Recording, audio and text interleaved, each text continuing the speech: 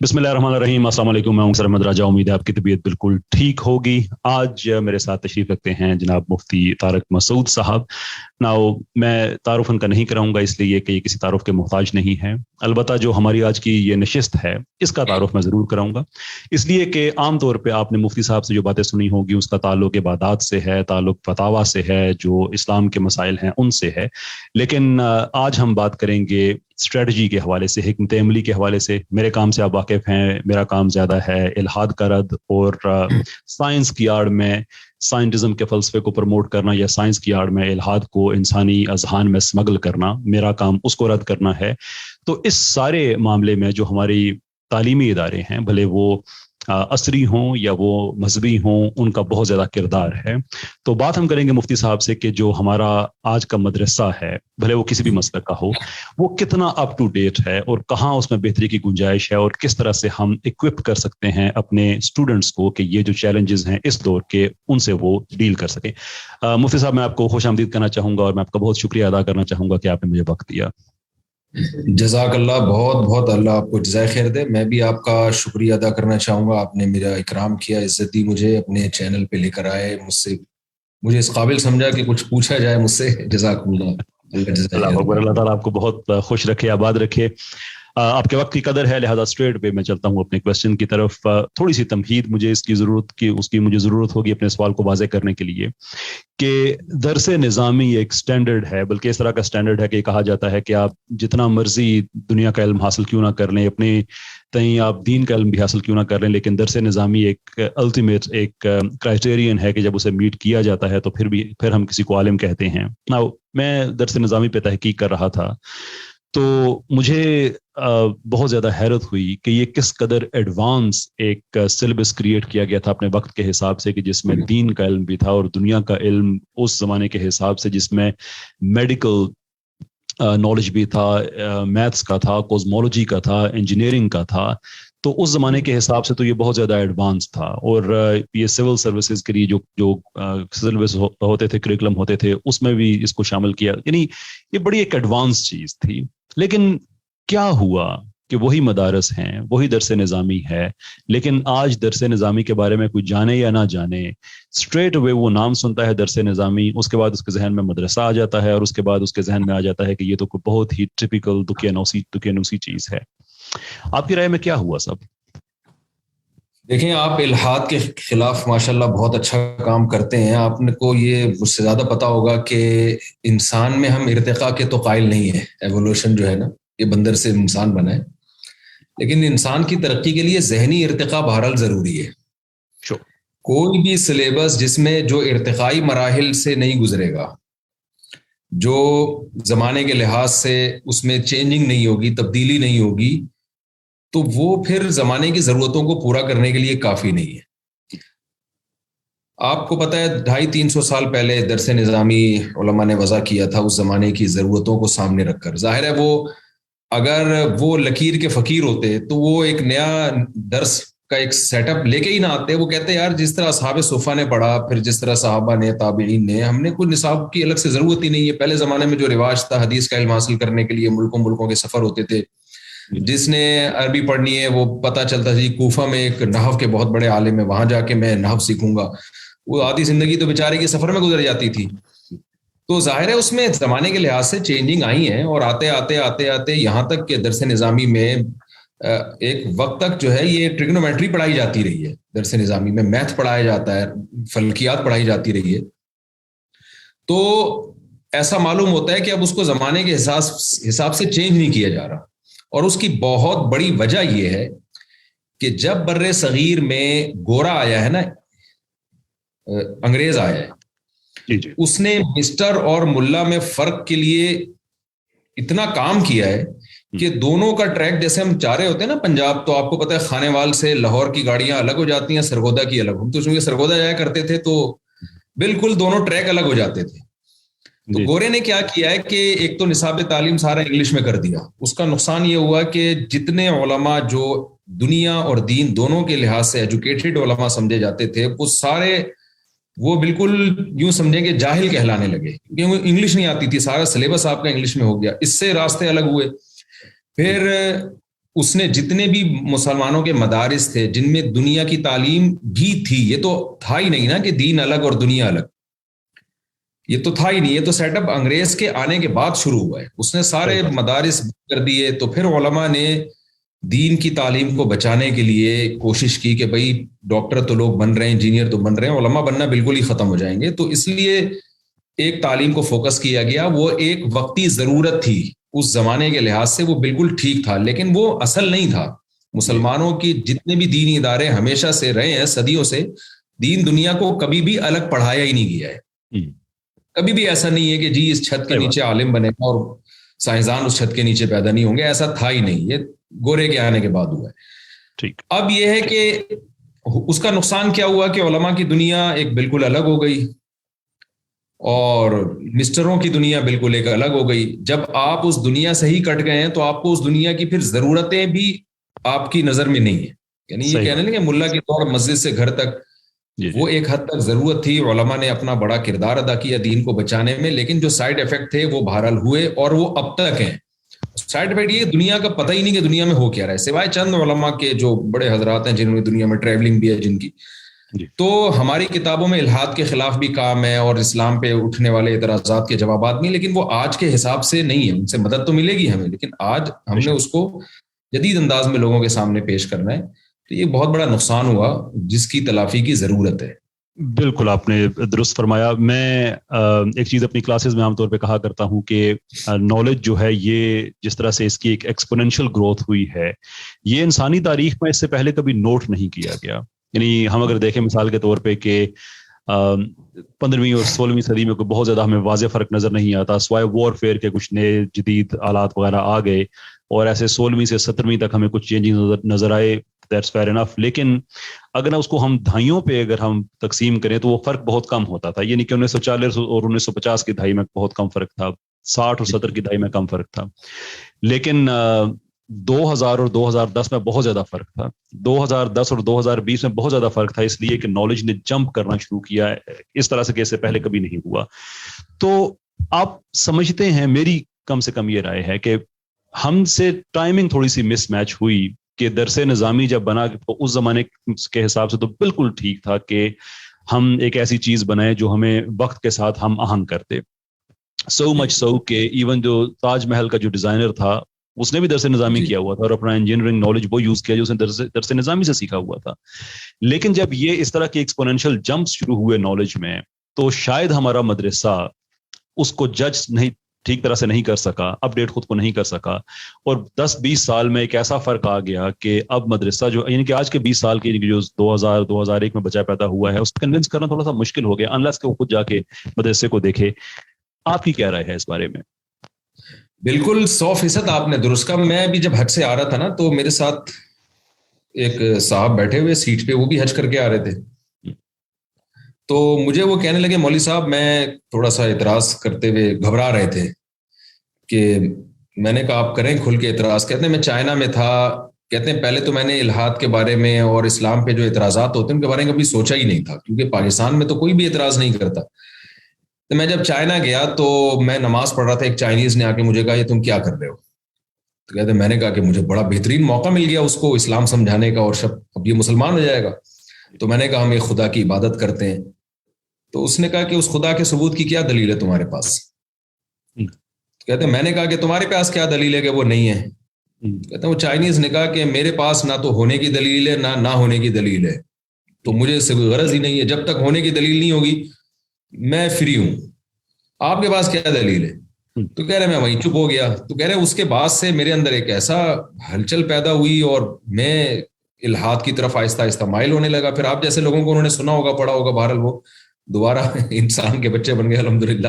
تو یہ سمجھنا چاہیے ہمارے اہل علم حضرات کو، ہمارے دینی مدارس کو، کہ اب ٹریولنگ بہت آسان ہو گئی ہے. پہلے کون چائنا جاتا تھا؟ آپ کو پتہ ہے چائنا جائے گا بھی تو پورے ایک گروپ کی شکل میں 100-50 اس کے ساتھ مسلمان ہوں گے، تہجد گزار ہوں گے. وہاں جائے گا پتہ نہیں کہ ہوٹل میں چائنیز کے ساتھ تھوڑی رہے گا، وہ کوئی بھی اعتراض نہیں کرے گا اس کے اوپر. اب تو ٹریولنگ اتنی آسان، اور سوشل میڈیا نے تو گلوبل ولیج بنا دیا نا دنیا کو. وہ تو اب لوگ کھل کے اعتراضات بھی کر رہے ہیں، کھل کے سوالات بھی کر رہے ہیں. اب ایک بہت بڑی یلغار ہے. تو اس کے حساب سے نصاب کو مینج کرنا پڑے گا, اس میں تبدیلیاں کرنی پڑیں گی. ایک اعتراض نہیں ہے, بہت سارے اعتراضات ہیں, اور اس کو آج کے اسلوب میں پڑھنے کی ضرورت ہے اور آج کی زبان میں ڈیلیور کرنے کی ضرورت ہے.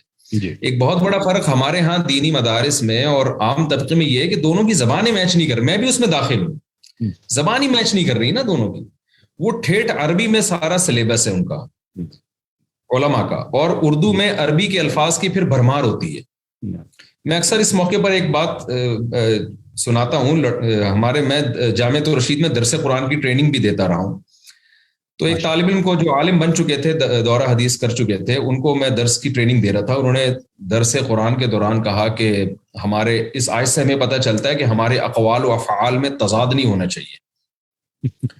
میں نے درس کے بعد ان سے کہا, میں نے کہا یار اتنی گاڑی اردو, آپ اقوال و افعال, آپ یوں کہو کہ ہمارے کاموں میں اور ہماری باتوں میں ٹکراؤ نہیں ہونا چاہیے. میں نے پھر ان کو مثال دی, میں نے کہا قائد اعظم کا ایک مشہور قول ہے, کام کام اور بس کام. میں نے کہا اگر قائد اعظم آپ والی زبان استعمال کرتے تو کہتے افعال افعال اور بس افعال. تو میں نے کہا افعال کو جو ہے نا کام کہتے ہیں اردو میں. تو خیر وہ بڑے خوش ہوئے.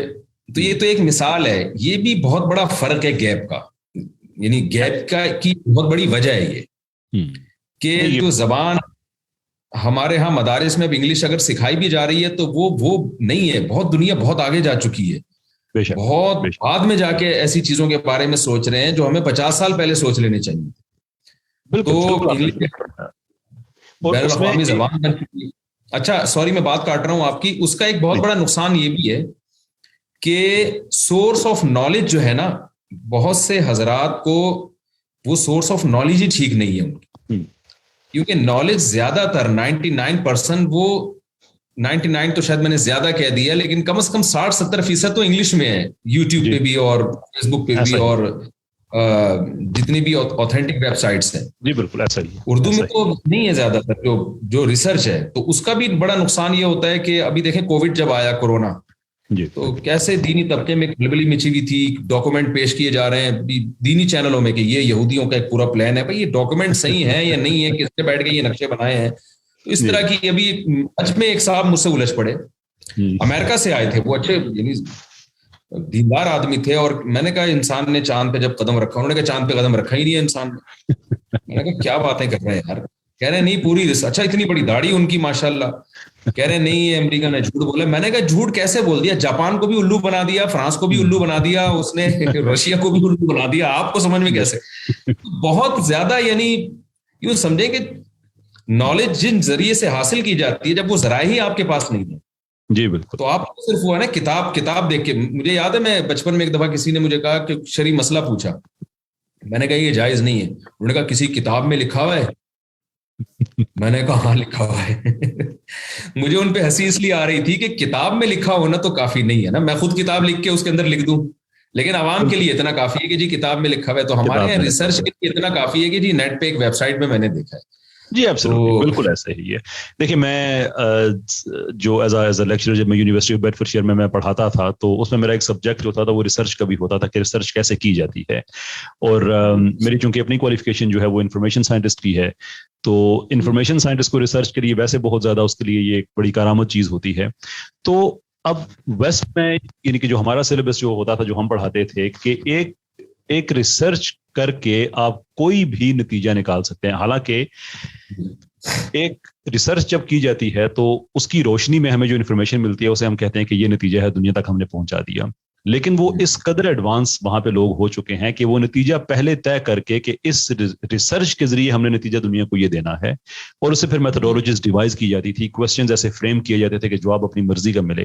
وہ اس لیے کہ نالج لیول وہاں تک جا چکا تھا کہ اس کے اندر یہ ویریشن پیدا ہو چکی تھی, فلیکسیبلٹی پیدا ہو چکی تھی کہ آپ کسی کو, جیسے عام طور پہ الیکشن میں ہوتا ہے, سروے میں لوگوں نے بتا دیا کہ لاہور میں اتنے لوگ ہیں وہ فلاں پارٹی کو ووٹ دیں گے, فلاں, وہ پہلے ہی طے ہوتا ہے کہ اتنے لوگوں سے ہم نے یہ جواب لینا ہے. اور یہی وجہ ہے کہ ہمیں ویسٹ کے ساتھ جو ہے تھوڑی سی احتیاط اس لیے کرنی بھی چاہیے کہ وہاں سے بہت سا جو انفارمیشن آتی ہے وہ وہاں کا جو کنٹمپری لائف سٹائل ہے اس کو دنیا میں ایکسیپٹیبل قابل قبول بنانے کے لیے کی جاتی ہے. میں کتنے ہی ریسرچ پیپرز پڑھتا ہوں, ہر ہفتے میں پڑھتا ہوں درجنوں کے حساب سے. ایک ریسرچ پیپر دوسرے سے نہیں ملتا, دوسرا تیسرے سے نہیں, تیسرا چوتھے سے نہیں, اس لیے کہ جو ریسرچ میتھڈولوجی ہے وہ سب کی اپنی اپنی ہے.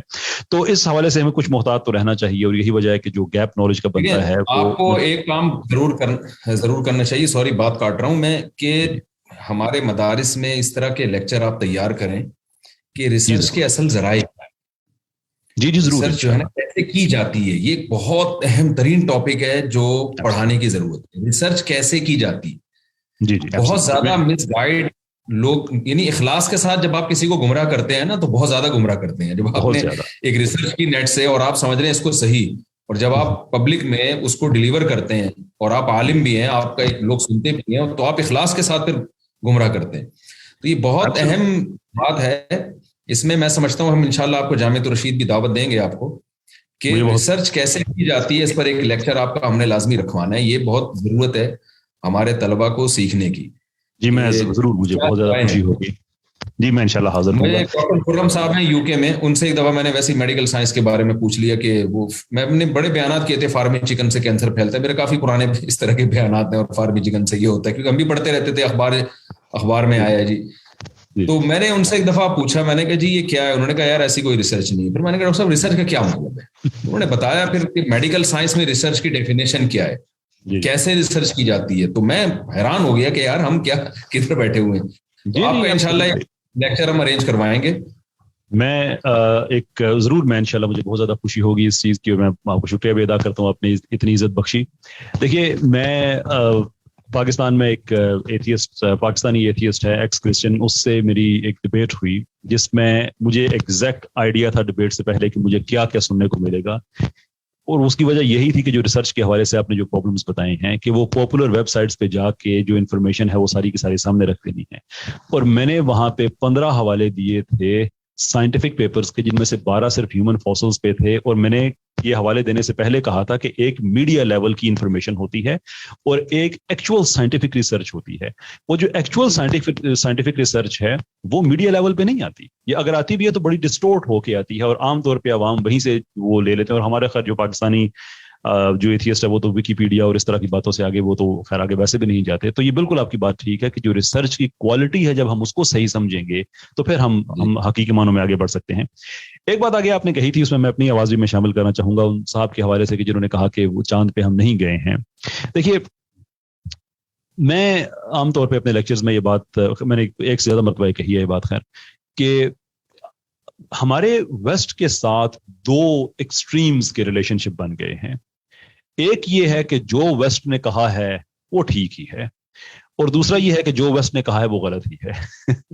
میں اس کو انالوجی کے طور پہ میں اس کو اس طرح سے میں ایکسپلین کرنے کی کوشش کرتا ہوں کہ اگر کسی انسان نے زندگی میں کبھی جوتا نہیں پہنا اور زندگی میں پہلی بار اس نے کسی کو دیکھا جس نے جوتا پہنا ہوا ہے, تو اب اگر وہ یہ فیصلہ کر لے کہ چونکہ یہ فلاں آدمی نے جوتا پہنا تھا اس لیے میں نہیں پہنوں گا, تو بھی وہ نقصان میں رہے گا. اور اگر ہو بہو اس کو کاپی کرنا شروع کر دے, یہ دیکھے بغیر کہ اس کا پاؤں جو ہے اس کا سائز 10 ہے, اس کا اپنا جو ہے وہ 7 ہے, تو وہ کوشش کرے یا اس کا 10 ہے اس کا 7 ہے کہ وہ جوتا میچ ہی نہ کرے, اور پھر اسے چلنے میں دقت ہو, تو جوتا پہن کے بھی اس کو دقت ہو رہی ہے. تو یہ طریقہ ٹھیک نہیں ہے. بہتر طریقہ یہ ہے کہ وہ ضرور انسپریشن لے کہ مجھے جوتا یہ چاہیے, لیکن وہ اس کی فٹنگ اس کے اپنے پاؤں کے حساب سے ہونی چاہیے. یہ ایکسٹریم بھی ٹھیک نہیں, وہ بھی ٹھیک نہیں. تو ویسے سے ہم بہت کچھ سیکھ سکتے ہیں, لیکن اس کو پھر اپلائی کرنا, کانٹیکسچولائز کرنا جو ہماری سوسائٹی ہے اس پہ.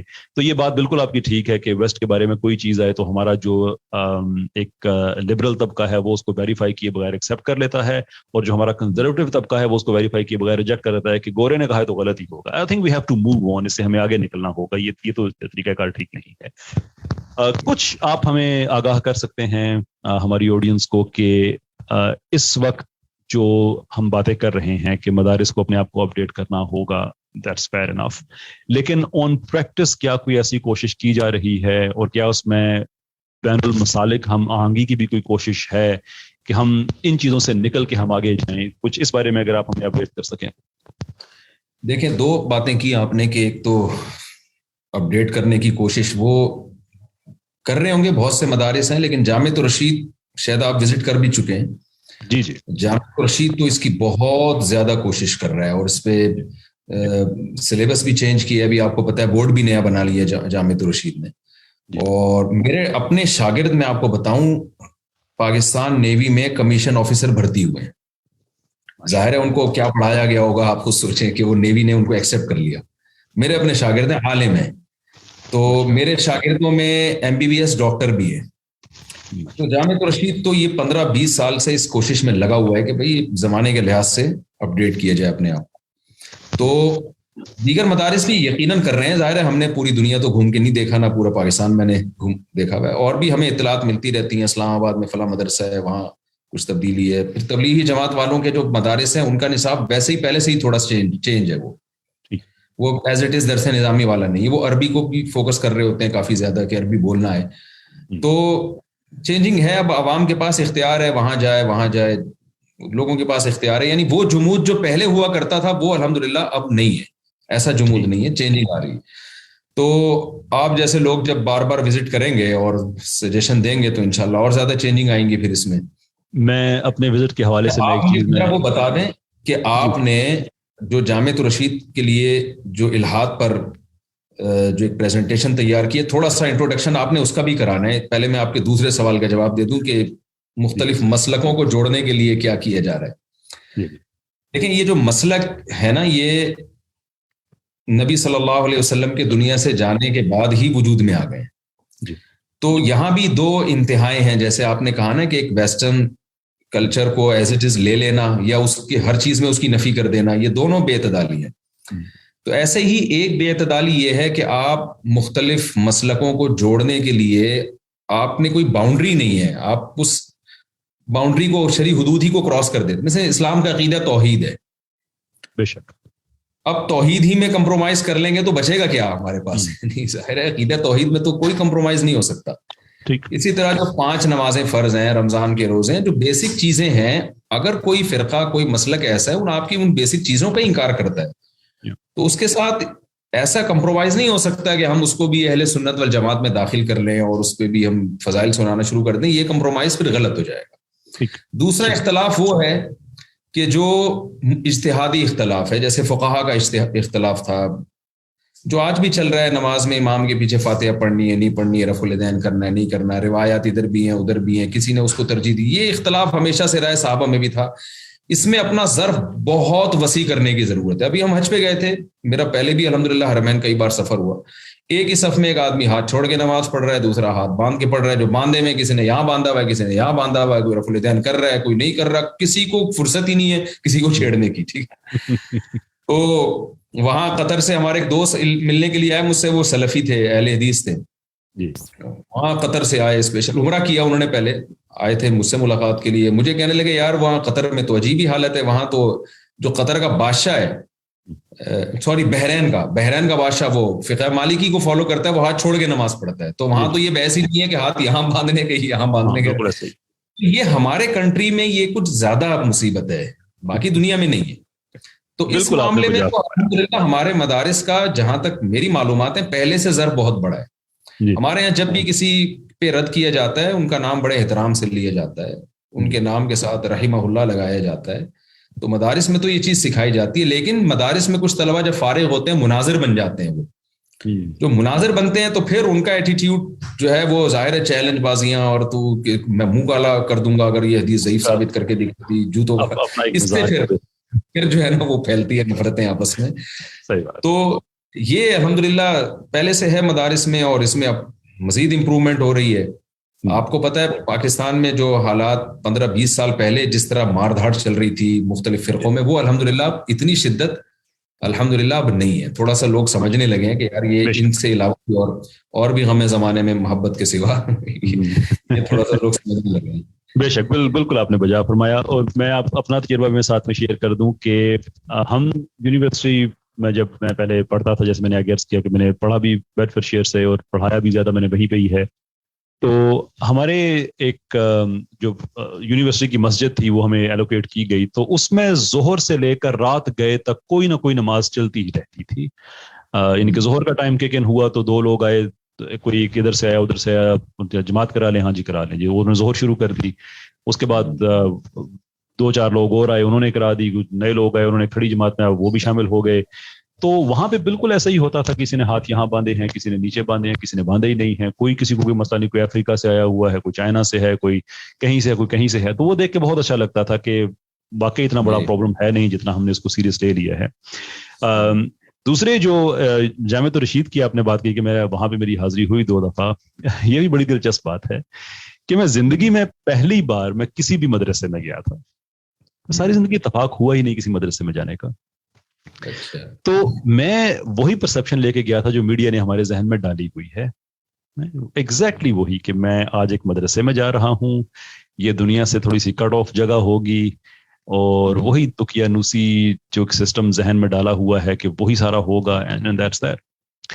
लेकिन मैं बगैर किसी एग्जैजुरेशन के, बगैर मुबालगा आराई के, मैं पूरे अपने जो जो जो सिद्क है मैं उससे ये कहता हूँ कि मैं जब अंदर गया तो मुझे समझ ही ना आए कि ये हमारा यूनिवर्सिटी ऑफ बेडफोर्डशायर का कोई कैंपस इतना एडवांस नहीं था।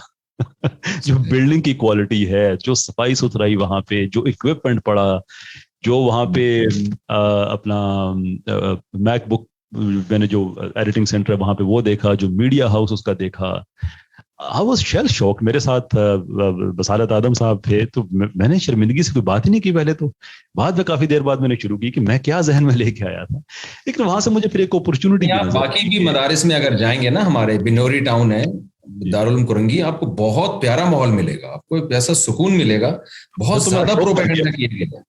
वही आपने अभी थोड़ी देर पहले बात की थी ना, मीडिया की नॉलेज, ये मीडिया की नॉलेज है जिससे लोग कि दहशतगर्दी है मदारिस में, मारते हैं और ये करते हैं, वो कि गांव देहातों में हो सकता है मार कुटाई भी होती हो, लेकिन एक बहुत अच्छा आपको इज्जत, एहतराम, आपस में मोहब्बत, सब कुछ मिलेगा आपको। अमेजिंग, बहुत अच्छा तजर्बा मेरा रहा। और मैं फिर उसके बाद मेरा फिर एक शौक बढ़ा कि नहीं, मुझे जो है ये तो यहाँ आना चाहिए। लेकिन मुझे अपॉर्चुनिटी भी नजर आई उसमें कि सोशल मीडिया के दौर में ये परसेप्शन टूटी क्यों नहीं कि मदरसा जो है या हर मदरसा जो है वो एक ही तरह का होता है। इज इट कि हमने अपने उनको, हमने मदारिस को अपडेट करने में हमने फोकस किया, अगरचे ठीक है उसमें बहुत से गैप्स हैं फिल होने वाले हैं, वो निसाब के हवाले से और सिस्टम्स के, एजुकेशन मैनेजमेंट के हवाले से। लेकिन ओवरऑल जो है ये वो मदारिस तो नहीं है कि जो हमारे जहन में डाले गए हैं। लेकिन अगर ये वो नहीं है, उनसे बेहतर हैं, तो फिर हमारे जहन में ये अपडेट क्यों नहीं हुए? क्या हमें मीडिया को आउटरीच करना चाहिए? क्या हमें इस पे और मेहनत करनी पड़े? क्योंकि देखें, जो चीज एक सवाल जो वेस्टर्न हिस्टोरियन है उनके जहन में है, और बड़ी इस पे बहस भी की जाती है कि वेस्ट में जिस जमाने में लोग फाकों से मरते थे, उस जमाने में, आज से इनकी 800-900 साल पहले की हम बात कर रहे हैं, उस कैलिबर के चर्चेस बने हैं, जो उसमें आर्ट वर्क हुआ है, जो शीशे मुख्तलिफ रंगों के लगाए गए हैं और जिस तरतीब से लगाए गए हैं, और वो जितनी बड़ी बड़ी बिल्डिंग्स हैं, कैथीड्रल्स हैं, मैंने तो कई अपनी आंखों से देखे हैं वहां पे। आप यूके जाएं, इत्तेफाक आपको हो। तो सवाल ये था कि जिस जमाने में लोग फाकों से मर रहे थे, क्यों बना देते बड़ी बड़ी बिल्डिंग्स? तो उसका आम जवाब ये है कि चूंकि जो ईसाइयत है ये यूके का या फ्रांस का ये नेटिव मजहब नहीं है, ये तो बाद में आया। वहां पे फ्रेंच लेके आए थे यूके में, फ्रांस वालों न्यूयॉर्क से लेके आए थे। तो लोकल लोगों को मुतासर करने के लिए जो जाहिरी रोब है उस पर बहुत ज्यादा फोकस किया गया। जो पादरी का लिबास है, जो बिल्डिंग की क्वालिटी है, कि लोग उसके जहनी तौर पे उसके तसल्लुत में आ जाएं कि वाकई ये कोई ऐसी चीज है जिसे माना जाए। विच मीन्स कि उस जमाने का मीडिया वो ऐसा ही था कि बिल्डिंग ऐसी बनाए तो वो लोग मुतासर होंगे। तो आज अगर हम मदारिस की बात कर रहे हैं और इतनी मुतासर कुन बिल्डिंग्स हमारे पास हैं, सिस्टम्स हैं, वहां पे फिलॉसफी पढ़ाई जा रही है, मैंने बच्चों की वहां पे तकारीर सुनी है, कुछ इंग्लिश में वो कर रहे थे, अरबी में कर रहे थे, वाज अमेजिंग। लेकिन मैं वहां पे गया तो पता चला, ठीक है मेरी जहालत है, मुझे पता होना चाहिए था, बट आप ये नहीं राय रखते कि हमें मीडिया को ज्यादा थोड़ा आउटरीच करना चाहिए?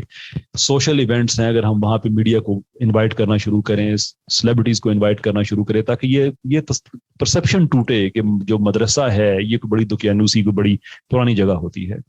जी जरूरी है, लेकिन अभी तक तो हमारे बहुत से उलमा ये वीडियो ही को हराम कह रहे हैं, तो आप कैसे वो ये भी है भी। ये जुमूट तोड़ने में भी काफी टाइम लगेगा। ये बात भी बिल्कुल आपकी बिल्कुल ठीक है। कैसे एंड में मैं आपका एक आपने सवाल किया था, मैं उसका जवाब मैं आप तक पहुंचा के फिर मैं जितना मैंने आपसे वक्त मांगा था, आपका बहुत शुक्रिया, आपने हमसे बहुत ज़्यादा अता कर दिया। आपने बात पूछी थी कि जो एक हमारी इल्हाद पे जो एक कोर्स है, ये किस्तवार सिलसिला जो है ये मैंने अपने जहन में डिज़ाइन किया है। इंशाल्लाह इसको फॉर्मलाइज करके इसको फिर हम डिलीवर करेंगे। आइडिया ये है कि इल्हाद एक एंड पे स्टूडेंट्स को पता चले कि एक्चुअली ये है क्या चीज़, पहले वो हमें फ्रेमवर्क को पता चले कि ये है क्या। उसके बाद फिर जो तलबा इल्हाद नहीं समझते तो इंग्लिश में आप उसको डिफाइन कर दें। बहुत से जो लिसनर हैं हमारे वो जी एथीज़म बेसिकली क्या है कि जो खुदा को नहीं मानते, कि वो खुदा के तस्वर से वो बेजार है कि खुदा है नहीं। फिर उसके बाद जो दूसरा उसका हिस्सा है कि इस फिलॉसफी में नकाइस क्या हैं, कि क्या ये कहना दुरुस्त है कि खुदा नहीं है, या ये कहना दुरुस्त है कि खुदा का कोई खातिर खास सबूत नहीं है, क्योंकि ये दो बड़े फिरके हैं इल्हाद के। उसके बाद तो आगे बहुत फिरके हैं, लेकिन ये हमारे पाकिस्तानी जो एथियस्ट्स हैं, मुल्हिदीन हैं, ये बात उनको भी नहीं पता अभी, क्योंकि वो भी विकीपीडिया से ही पढ़ के आमतौर पर मुल्हिद होते हैं। और इस पर ये साथ उसका एक खास हिस्सा भी है उसी सीरीज का, कि पाकिस्तान में और इंडिया में लोग इल्हाद क्यों इख्तियार करते हैं, दीन क्यों छोड़ते हैं। क्योंकि अगर वो इस्लाम को भी उन्होंने पूरी तरह से नहीं पढ़ा हुआ, और अगर उन्होंने इल्हाद को भी पूरी तरह से नहीं पढ़ा हुआ, तो फिर कोई तीसरी वजह होनी चाहिए, ये दो वजूहात नहीं होनी चाहिए। तो आमतौर पे जो हमने जो मुशाहिदा किया है, हजारों लोगों से बात मेरी, मुफ्ती यासिर नदीम अलवाईजी साहब हैं, आमर हक साहब हैं, बसालत आलम साहब, और हमारे बहुत से बहन भाई काम करते हैं इस्लामिक अवेकनिंग वाले, कि आखिर पता तो चले कि इशू क्या है। तो हमें तो ये दो चीज़ें पता चली हैं कि लोग पाकिस्तान में, इंडिया में क्यों इल्हाद इख्तियार करते हैं। एक तो जो है ज़ाती ख्वाहिशात हैं और दीन उसके रास्ते में आता है, और दूसरा जो है वो जिसे हम मसला रंजो अलम कहते हैं या प्रॉब्लम ऑफ ईवल कहते हैं, कि बीमार बच्चे क्यों पैदा होते हैं, मिसाल के तौर पे जलजले से लोग क्यों मर जाते हैं, सो फोर्थ। ये बेसिकली दो चीजें हैं, उसके अलावा कोई फिलोसॉफिकल कोई गहराई नहीं है इस सारे आर्गूमेंट में। तो उसको एक्सप्लेन करना कि इसमें क्या गलती है, ये उसका हिस्सा है। और फिर इसका जो डिजाइनिंग है जो हम कर रहे हैं, वो ऑलमोस्ट ऐसे होगी जैसे इल्मुल कलाम की है, कि सिर्फ इंफॉर्मेशन ना आए बल्कि एक पूरे का पूरा जहन में आए कि इसको काउंटर भी कैसे करना है।